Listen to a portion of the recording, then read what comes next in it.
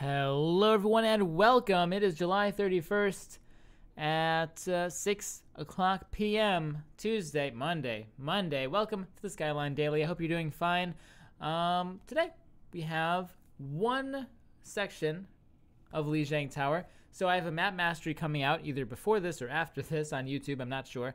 But it's a map mastery about Control Center. And today we have Kungdoo Panthera versus Lunatic in a tiebreaker on Control Center. And this was a great round, good enough to make an entire daily about. So let's go ahead and check it out. So here we are on Control Center, Lunatic in the red, Kungdoo Panthera in the blue. Now these teams are 100% mirrored, except Rascal is playing Genji and Eska is playing Soldier. So Lunatic has a Soldier as their second DPS and Kungdoo Panthera has a Genji as their second DPS.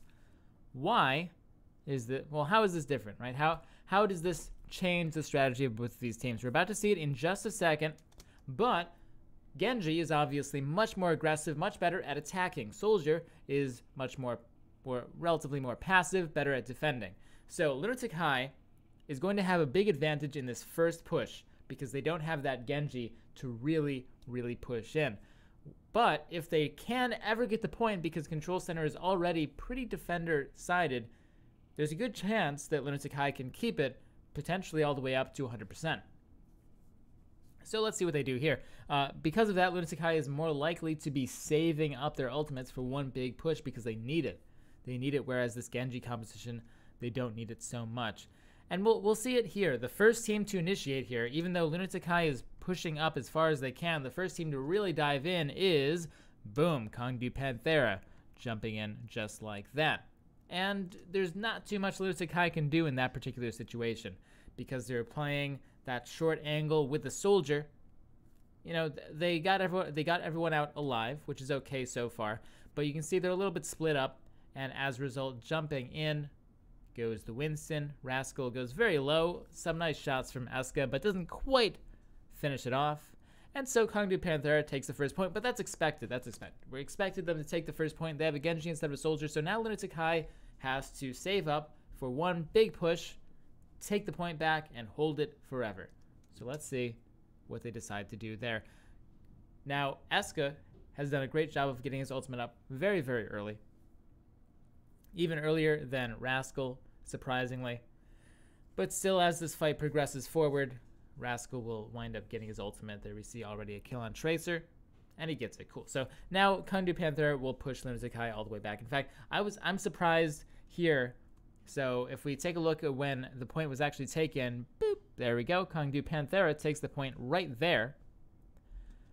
At this point, Lunatic is still trying to pressure forward. They haven't lost any members yet. But you can see that they're not really grouping up very much. And as a result, you know, their Tracer dies. That's kind of unfortunate. That's a coincidence, but she was still kind of out of position anyway. The Soldier dies by himself. Eska, that's a little bit less of a crazy thing. And as a result, they pushed everything in. Okay, cool. 25% on the board. Still have quite a few pushes to work with. The question is, do we use everything next push, or do we use everything the push after that? Because we don't have a defensive ult for the next push. And thank you, Prince of Krypton, for the compliment. Now, Jaehong and Toby don't have defensive ultimates yet. Rascal has a blade. Depends on how fast Toby can get an ultimate. They probably will poke until Toby gets it. Miro has a primal rage as well. So now Lunatic is all set to do a big push. Notice Eska holding on, Guido holding on to their ultimates because they know they need to do a big push to get through. They don't have the super dive the Kungdoo Panthera has. And now that they have everything, all of their ducks in a line, it's already 50% into the board. But here, we will see Lunatic start to pop everything. And there it is. They use the barrier. Eska uses the tack visor. Doesn't get too much out of it, but you're going to see that they still continue to go all in. So this is very risky, right? Okay, we've lost quite a few players already. Toby is dead. He's respawning. Jaehong is dead as well. Still, Lunatic they're pushing in. because they need to. They already burned their ultimates. If they don't push all in now, there's no way that they'll be able to, well, it's unlikely that they'll be able to retake it because they have to rely on those big ultimates. That's why we're going to see a bit of what looks like maybe a strange ultimate from Ryu Hong pushing through. We're going to see he gets the Transcendence right now, immediately pops it, and you see like, that's kind of, I don't know about that ultimate. I don't know. Did that really get all the value that it needed?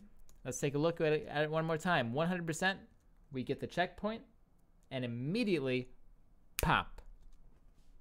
It goes out. It's going to save Zumba's mech, potentially, but besides that, nothing else really is happening. It's just that they need to win this so much that it's reasonable to pop it right now. And so actually Lunatic High will wind up eventually taking the point. Isn't it hard to push in because Panthera had all of their ultimates as well? Well, Kungdoo Panthera relies more on their ultimates, relies more on their Genji.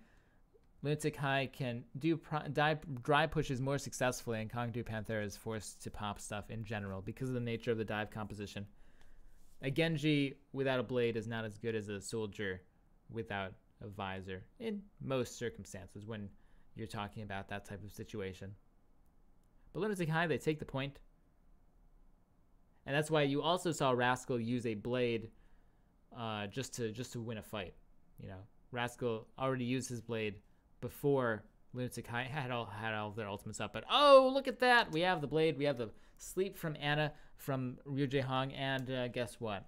Boom. Still has the ultimate. Now, people were complaining, this was like, this happens all the time to Annas all over the world, but when it happens to Ryu Hong, it's a big uproar, right? People were complaining that, hey, Ryu Hong got a 6 sleep, he deserves to have the Genji's ultimate refunded.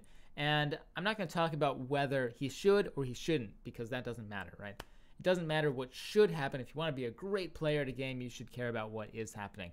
This, while being a good sleep by Ryu Hong, was not a perfect sleep, because if we look, the perfect sleep would be if he predicted the Genji blade and reacted accordingly. Here, you can see he uses the sleep, but it's just a tad too early. And as an Ana player, he does know this, and he did know the moment that sleep hit that he was like, oh my gosh, just a little bit too early. So always be careful when you're playing Ana to not do that. All right, so I'm not going to, whether it should or shouldn't, Blizzard already nerfed that. Remember, Blizzard already reduced the amount of time you have to backswing his Genji. Like, it used to be he would refund his ultimate an additional second later, pretty much, an additional half a second, but Blizzard toned that down. So I'm not going to say whether it should or shouldn't. I'm just saying it still is technically a bit of a misplay. It's better to sleep him than to not sleep him, though, as we're going to see if we look at the clip one more time. All right, he got slept. Badoop. Goodbye, Rascal. Nighty-night. But as a result, because there was no blade, that was huge. That was huge. Ryu Hong would have died earlier. Probably Asuka would have died as well. And only now, after Kungdoo Panthera has already lost 2 members, can Rascal use the blade.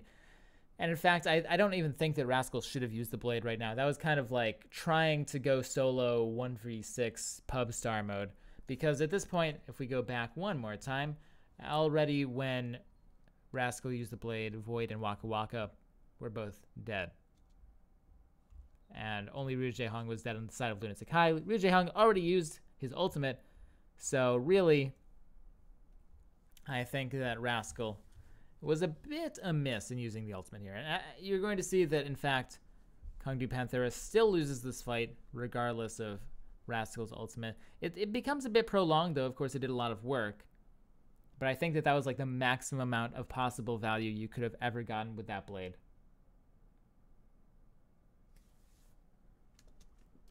And I always forget to change the title every single time. Darn.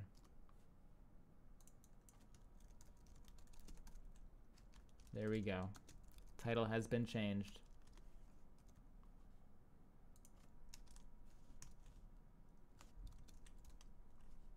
Ba-dum. So we just saw the end of that fight as Lunatic High pushed forward because, well, they just had a little bit of an advantage. But look, let's look here. Okay, so Kungdoo Panthera has Bird Ring pushing up a little bit on Tracer, trying to get some information, trying to get a decent position. Okay, good play is going to come out from Miro, and this is exactly what you should be doing, checking this position. And he sees the Tracer, but it's okay. He doesn't see a soldier. He doesn't see anything like that. Because remember, this was a while since Lunatic High has seen anything. Lunatic High, not a pressure composition. They're standing back here. They're being safe. The problem with this is you give up a lot of map presence. You can't see where the attackers are going. They could be going from anywhere. And that is why Miro has to check some random spots that you normally wouldn't necessarily have to check if you had better map control. But here we go. Kungdoo Panthera jumping in. So remember, defense is pretty strong on Lunatic High, but they don't have too much yet. They almost have their nano visor. Bird Ring almost gets a ridiculous sticky bomb, but it gets eaten. And Rascal is dead. Oh no, Rascal's dead. He had the blade.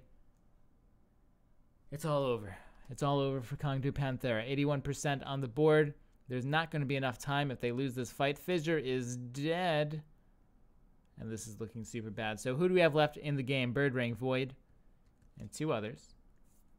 And they're forced back, which is a great play, by the way. Luffy is dead. And I think, all right. Let's talk about this, though. This might have potentially lost the match for Lunatic High. Right here. Guido pushing up with Eska. And I didn't even notice this before, and Zumba. Everybody's pushing up, chasing the Diva. And this is important. You know, if you pick off the Diva, that's pretty good. But at the same time, 90% on board, this is going to open up a lot of stuff. They don't even get the Diva. Even if they did get the Diva, it's still not too big of a deal because we still have all this stuff, and it's still going to be a pilot Diva, right? You're not going to take her out of pilot mode. So now there are 3 players of Lunatic High, Eska, Guido, and Miro, all severely out of position. And even though Eska gets a really lucky, I mean, just unfortunate, I guess, not lucky, but fortunate kill onto Bird Ring, who otherwise maybe shouldn't have died, and Riji Hung gets a nice shot plus grenade to kill Rascal. Looking pretty good. And I'm not going to blame everything on that random scramble, but because it was a bit of a scramble, we do see this Diva Bomb killing more than it should by a long shot. It gets a double kill. And okay, let's all get our pitchforks out and stuff and blame Asuka like everyone always does. But was this a beautiful Diva Bomb by Void, or was it just kind of weird positioning from Lunatic High? So we see, here's Void doing Void stuff. Up he goes. Bomb Marino. And, okay. So we see that Roje Hung goes behind cover. Toby, he's going to go behind cover. Just like that. See, behind cover, behind cover. Asuka does not. Asuka had a lot of room to go behind cover. He could have gone there, he could have gone there, he could have gone there, he could have gone anywhere, but instead, he gets blown up. Plus, we see Zumba also gets blown up. Oop, where are you, Zumba? So Zumba gets back in the mech, and instead of just sticking back here where he would have lived, he instead goes straight into the Diva Bomb. So that was kind of an unnecessary double kill.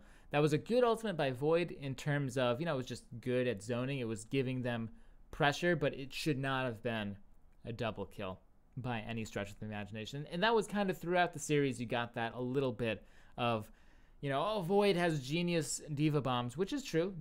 Void has really good Diva Bombs, but at the same time, Lunatic High could have been doing a better job throughout the series of avoiding them. And this particular time, well, they lose the match as a result. And this was a very important match, too. This was the tiebreaker for the match. So both teams were 2-2 in a best of 7. Whoever won this tiebreaker became 3-2. And we're on match point the following map. So at this point, you know, I'm not going to give any spoilers, but at this point, Kungdoo Panthera is up 3-2. Lunatic High has a pretty high hill to climb over to take the match. And if you want to watch the rest of the match, of course, it's over at OGN. Go check it out. They are some fantastic, fantastic people. That being said, that's about all for today. Come check out the daily live so you can ask questions and stuff at 6 p.m. Eastern Standard Time, Monday through Friday. Of course, that is in addition to my other videos, like I have a map mastery out today as well. For those of you on the stream, I'm going to be playing some Doomfist after this. For those of you on YouTube, though, never forget to stay positive and have a great day. I'll see you tomorrow.